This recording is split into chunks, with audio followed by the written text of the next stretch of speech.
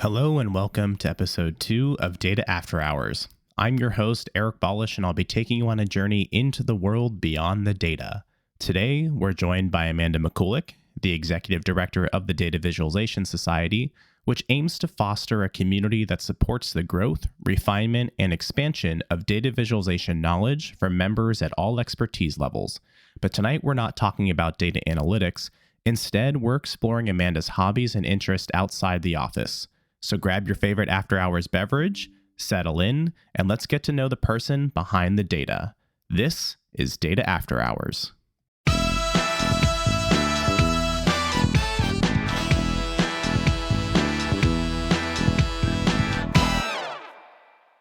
Hi, Amanda. Welcome to the show. Hi, Eric. Thanks for having me. Of course. I'm super excited to have you on as our second guest. Had a few bumps in the first episode with some mic issues, which we were talking about right before we got started here. But I'm really excited to have you and get to know you outside of the data analytics world. Thanks. Yeah, I'm excited to have a conversation that doesn't center on why AI is going to kill the world of data visualization, which seems to be the topic du jour of the world of data analytics and tech these days. Me too. So before we get into your hobbies, for all of our listeners, could you just share your connection to data analytics and maybe highlight some of your work with the Data Visualization Society? Sure, I'd love to. So my roots are actually in public health. So I have my master's in public health, and I've worked on public health data and analytics professionally since I finished grad school in 2010 in various different capacities on monitoring and evaluation, health information systems. And I've gotten to travel to and work in more than a dozen countries around the world, primarily in sub-Saharan Africa, as part of that work. And so my full-time job is actually working as a consultant in the data visualization world, focused on public health data viz, specifically around building people's capacity to do data visualization work themselves. I really love taking on projects where the focus is on how to coach, teach, and train others rather than just going ahead and building a product or a deliverable and handing it back to somebody. So that kind of in the weeds, teaching, learning, and process piece I get really excited about. I do volunteer with DVS, the Data Viz Society. We've been around since 2019, and I have been on the board since our start as first the operations director, getting all of our 501c3 stuff started out and getting some of those foundational systems in place, and then serving as the executive director. This will be the end of my tenure as the executive director this year. So we actually have term limits in place in the DVS bylaws. So I will finish my second term as the DVS executive director at the end of this year. And it has been a wonderful space to help see how our community has grown from the initial kind of fervor. We had, I think, 3,000 people signed up in the first 3 months of DVS for this tool agnostic community space to connect. We now have over 31,000 members in over 176 countries around the world, which is incredible. And exciting because it creates a space where we can connect and share knowledge and insights that span tech stacks and tools. And for me, it speaks to a lot of my roots doing data visualization in public health, where I was a public health data person first, where data viz was a tool in my toolbox. And I think a lot of the times we talk about kind of data visualization jobs and roles as the end in themselves. We're going to build the dashboard. We're going to build the analytical tools. We're going to do these things.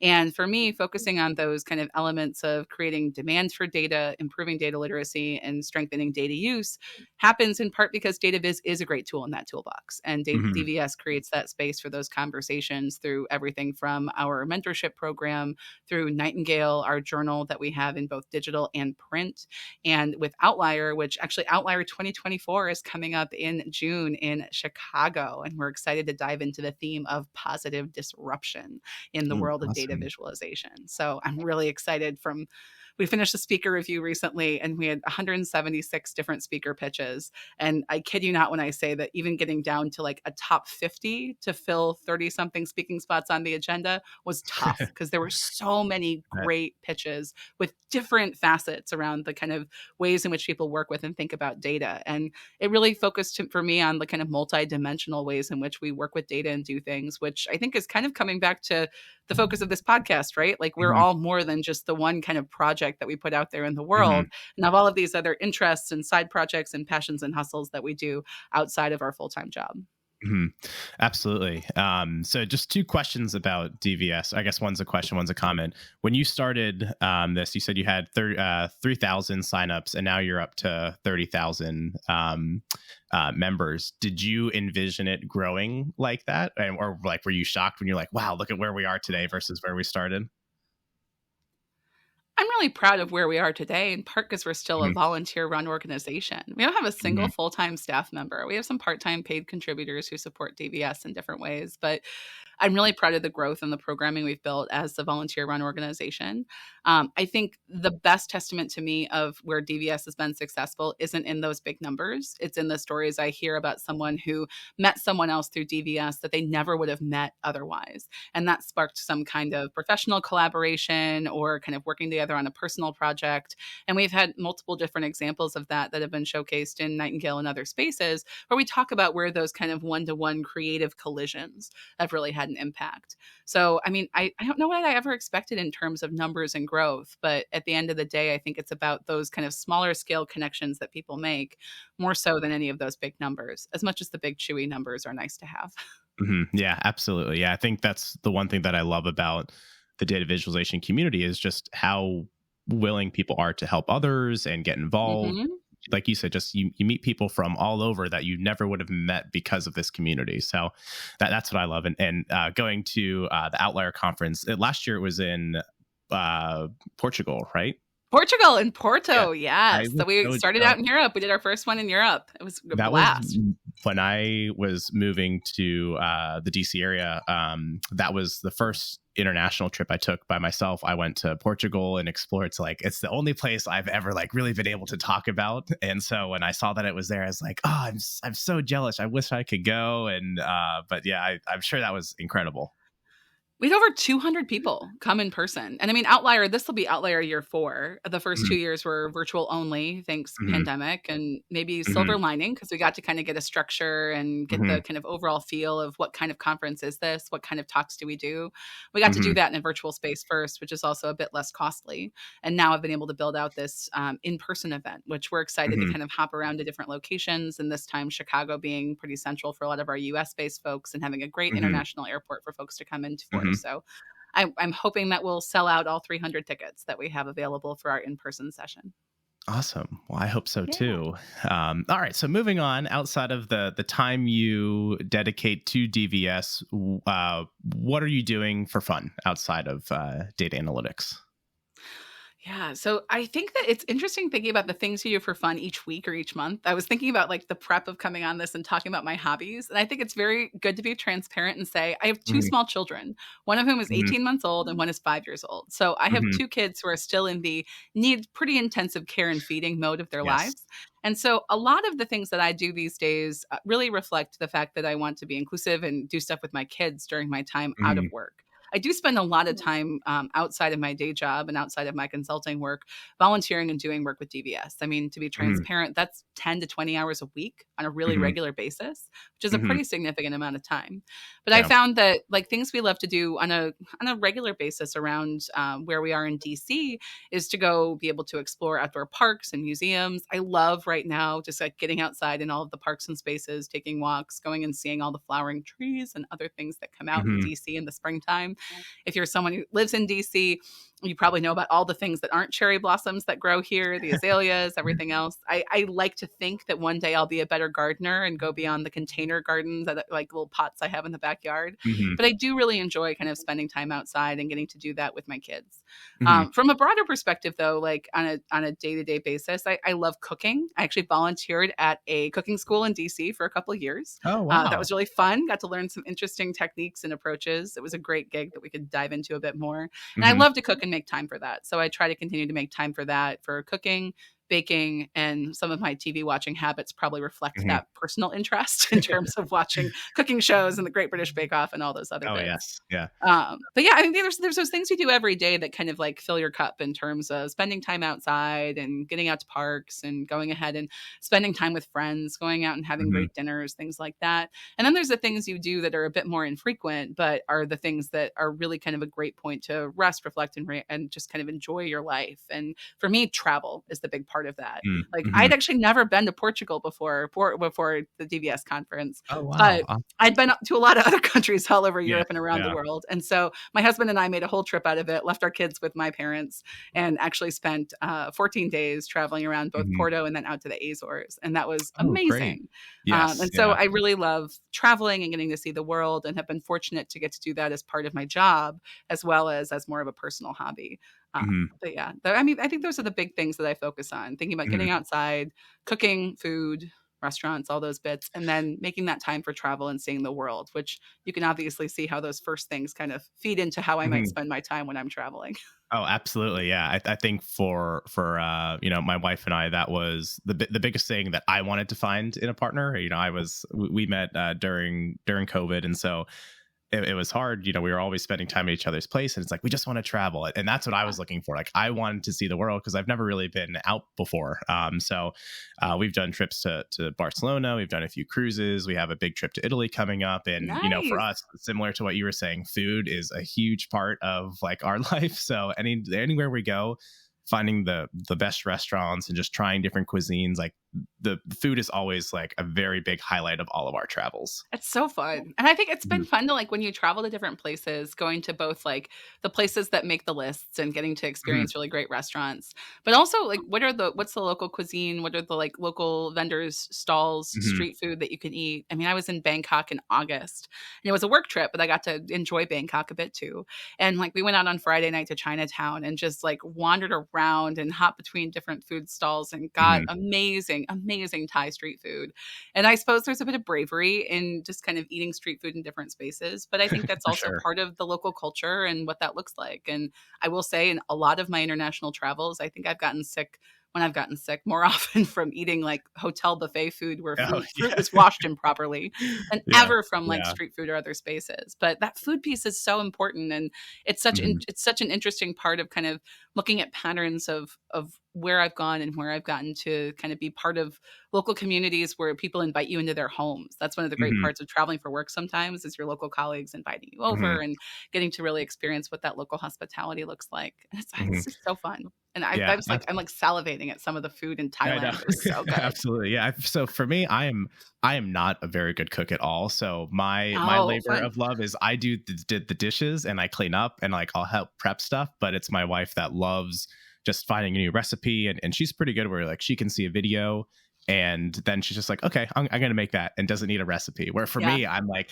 I need to follow a recipe. My timing is always bad where it's like this is done before this and it comes out colds, but she's really good with that stuff. So Oh, is there I'm much more like your wife. Like my husband yeah. jokes that he's like, you can look at a fridge full of leftover random stuff and somehow treat it like a chopped basket that turns into Yes. actually some like amazing meal. Like he's like, I would just eat the same like exact same thing from a Tupperware until the leftovers were gone. Yep. And you somehow make the same leftovers into 5 different things. But Yes. I mean, I think that's part Exactly. of the joy of cooking, right? It's part of when I was working at the cooking school or volunteering at the cooking school.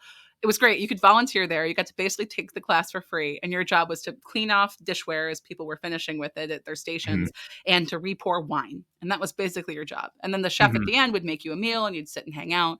But what was Mhm. great was they had different kind of chefs focused on different ethnic cuisines. And I think that Oh, the cool. Indian chef would spend like 30 minutes walking through all of the spices Oh, before we'd yeah. even start cooking. Uh-huh. But you learn so much about like which spices Mhm. bring warmth and heat Mhm. and different kind of flavor profiles, Mhm. that I think that mastering those kind of fundamentals, how do you build a Mhm. sauce? What's a roux?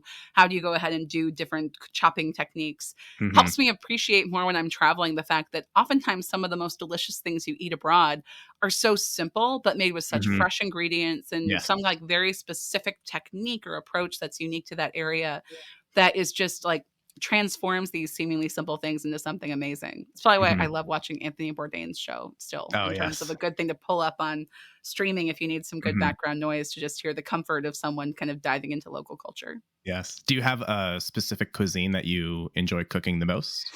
Ooh, that's a good question. I love cooking Asian food, but that's kind of Mhm. very distinctly broad and not very specific, in part because I think I like different kinds of Asian cuisine in different times. I mean, you can take like Mhm. Indian food and narrow it down to regions, right? So I'm being Mhm. deliberately broad when I say Asian, but I do think Mhm. that the flavor profiles and like all the spices and the use of fresh herbs, especially in Mhm. Southeast Asia and Vietnamese Mhm. cooking and in Thai cooking, are just so delightful in terms of Mhm. their kind of interplay of salty and sweet and umami and spicy and sour, like the Mhm. use of acid and lime and everything. Yeah. I love those kind of flavor profiles, and it's something I didn't grow up cooking as much, so I think it's been a Mhm. more fun learning experience. I've actually Mhm. learned a lot about cooking Asian food in some ways from my brother, who's lived abroad Mhm. for a good chunk of his adult life, currently living in Indonesia as a scuba dive Oh, wow. instructor and underwater photography expert. And Whoa. so he's someone who, like, when I've traveled with him or he's cooked different things, he's vegetarian. Like, I've learned a Mhm. lot about building sauces and doing different things from him in terms of Asian cooking and Asian cuisine, just from Mhm. watching how he approaches that. There's still Mhm. somewhat rare occasions we get to see each other these days, given our kind of Mhm. different living locations. Yeah. Yeah, I'd have to agree with you. I think Asian cuisine has become my favorite. I didn't grow up an adventurous eater at all, but my wife is Vietnamese, so Oh, I've been amazing. introduced to a lot. Before we even met, we I didn't even eat sushi, and she's like, "What do you mean you don't eat sushi?" Have you gone to Vietnam? No, not yet. That's on Oh, the list for us got to be on the to go list. to. It's such a Yes, beautiful yes, country. yes. I Yeah, know I would she. say too, before we move away maybe from travel specifically, or we could dive into kind of other fun adventures in travel. I will say that people often say, like, what's your favorite place you've gone to, not just for food, but like, where have you Mhm. traveled? And I still think I have such a soft spot and like a love for South Africa for a couple of Mhm. reasons. One is kind of just the diversity of things you can do. You can safari and then go down to wine country and go drive the southern route that goes along the coast, and you can enjoy big cities and more rural environments. And it's just such a amazing space with such beautiful, wonderful hospitality. I also was privileged to be able to actually spend some time working there, where I was there for almost 2 months for a secondment. And my now husband, came at the end of that trip, and we got engaged on safari. So I think Oh, that actually wow. probably biases me a little bit to being really Yeah. fond of South Africa, because I have such a fond memory of that in terms of thinking back to those pieces. And I like to think that we have kind of interesting, to your point on kind of couples and partners, we met actually sitting on a metro platform in DC, Oh, like next to each wow. other on a bench. And there was something affirming that after a year of dating, for our 1 year dating anniversary, where we're like, what should we go do together to like celebrate a year? Mhm. His like initial pitch is, let's go to Iceland in January. I was like, cool. But Okay. we did, and it was great. And we had a wonderful Mhm. time. We went scuba diving in the Silfra Fisher. We got to travel Mhm. around and see the geysers and enjoy parts of the island. And it's great to have a partner that wants to explore those kind of things with Mhm. you. There's something really wonderful Absolutely. about that. Yes, yeah, that's been just one of the best things that we've been able to do now is just travel and explore the world, and I can't wait to see where that goes. But what's So your you favorite sushi roll? Now I have to oh know. my Now that you gosh, eat sushi. um I don't know. I feel like of course I still eat the ones that are, like still like fried or like the like those types of ones that are like very safe for me because I'm still not super That's adventurous, okay. but Exploring is wonderful. Those hello yeah, bites. As parents, yes, we talk yeah, about the hello bites, right? yeah, Like, just like yeah. try the eel one time and see how it goes. Yes. No, see, anything eel, like I love anything with eel on it. Like Okay. that's become one that I really enjoyed. But um yeah, gosh, off the top of my head, like I love a dragon roll. The dragon rolls become one of my favorite ones There that you we've go. that we've gotten. So but yeah, that was always a funny story for when we started dating. Now you mentioned this twice. You mentioned scuba diving. Is there any connection to scuba diving that are you Is there a data connection to scuba diving? Absolutely not. Um, is there? I've been diving since I was a senior in high school. wow. My mom actually has her PADI certification from back, her scuba dive license from back in the 70s. So Wow. there was this decision we made as a family when we went to Hawaii my senior year of high school for my like senior trip. We each got to pick like a big senior trip, that we were all going to get scuba certified. So we did our kind of classroom work in our pool Mhm. time practicing with the gear in Mhm. Rockford, Illinois, where I grew up, where most people go do their open water checkout dives, where you actually go from Okay. the pool into diving in open water. They'll do those Okay. in like a lake, which is pretty murky and not too beautiful. Mhm. We instead went ahead and we did our open water dives for checkout dives in Hawaii, which was Wow. much nicer in Yeah. terms of Yeah. visibility and the things you could see. And Mhm. I've been diving ever since then. I've done over 100 dives on 6 of the 7 continents, not Antarctica. Never done that. Mhm. I don't know if you can dive there, even with the dry suit on. But I've Yeah. done dry suit diving in Iceland. I've gotten to do a live aboard on the Great Barrier Reef in Australia. I've gone down and spent a week in Bonaire, where you do lots of shore diving. You gear Mhm. on up, sometimes Mhm. walk down lots of stairs to the reef, and then go out and just swim out to the reef because of where it is, Mhm. located just off the island. And it's such an amazing and wonderful experience to be able to have that sense of kind of calm and quiet and absolute overwhelm at the same time. I know some people Mhm. say, like, I could never scuba dive because I'm claustrophobic. And I totally understand that sentiment. And then on the flip Mhm. side, for me, I always have this feeling of overwhelm and immensity when you first kind of go down into the ocean, where it's Mhm. like it just goes on for forever and you can't see the end. And there's Mhm. something really just kind of, I don't know, beautiful about that. And so Mhm. it's been a great experience to get to see different parts of the world and different parts of the earth that you otherwise wouldn't get to. And makes me worry when you think about kind of the ways things looked on reefs and what that looked Mhm. like. I mean, 10, gosh, 20 years ago. 20 years Mhm. ago. That's when I got certified. 20 years ago. Um, so 20 years ago, what that looked like compared to now, because of issues around climate and temperatures Mhm. rising and issues that that's creating for the corals. And it's just heartbreaking to think about kind of Mhm. what's going away and what my kids won't be able to see in 20 or 40 years or in their lifetimes. Yeah, yeah, that's so true. I didn't realize, like, I think I've always thought about scuba diving because, you go on vacation, it's like, oh, you can just snorkel here, but if you want to do the scuba diving, you have to go through this whole class, and so it's Yeah. like, oh, we don't have time for that since we're here. But I've had quite a few friends get certified in it now, so it must be. I guess it's more popular than I thought, and I mean, I totally agree with you. I think it would take me a little bit to get comfortable, just like having all the gear on and like trying to breathe underwater. But then at the same time, it's like you are alone in your thoughts, just Yep. like getting to see something that many people don't get to see, and just like take it all in. So I can imagine how that feels. It is. It is such a it's such a curious sensation. It also, I think, and I think it's good to be transparent about this too. I think it is a sport that is one that requires a certain degree of financial privilege. It's not an Mhm. inexpensive hobby to take up, right? In Mhm. terms of diving, even if you rent your gear, like having your own gear, going ahead and traveling to places that you want to go see and dive if you don't live in a more tropical climate. You can go diving anywhere, but like the really kind of the things you think about when you think of scuba diving are usually on a coral reef somewhere or something like that. Mhm. And so I think that as we get older, that's also part of what you see is people having the flexibility to start to take on and take up these more kind of fancy Mhm. hobbies. I don't golf, so we all spend Mhm. our money in Oh, different ways. So yeah. I'll pick a dive resort over a golf resort any day Yep. if I'm going to go ahead and go on a vacation. But Yes. Yeah. it is like it is a beautiful way of seeing the world, and I think it's one that you have this community of people that all kind of have a certain reverence, from my experience, for nature and the natural world. That when we were flying to Bonaire, for example, which you only go to really if you're going to go diving, that's the only thing Okay. there is to do there. It's not a Mhm. beachy, resorty kind of place. You go to Aruba if you're doing that. And one of the flight attendants on the plane actually said pointedly, she's like, this is the best flight. Everyone gets on. No one drinks a bunch or anything because you all want to dive when Mhm. you get there, and you all Yeah. just kind of fall asleep. And it is such an experience, including night diving, that gives you even more of that sense of alone, Oh, of like wow. being with your own thoughts. That Mhm. I was pushed off the back of a boat basically for my first night dive with manta rays in Hawaii, my first like week of scuba diving out in Oh my the gosh. actual ocean, because it was so terrifying to like jump Mhm. into a dark ocean.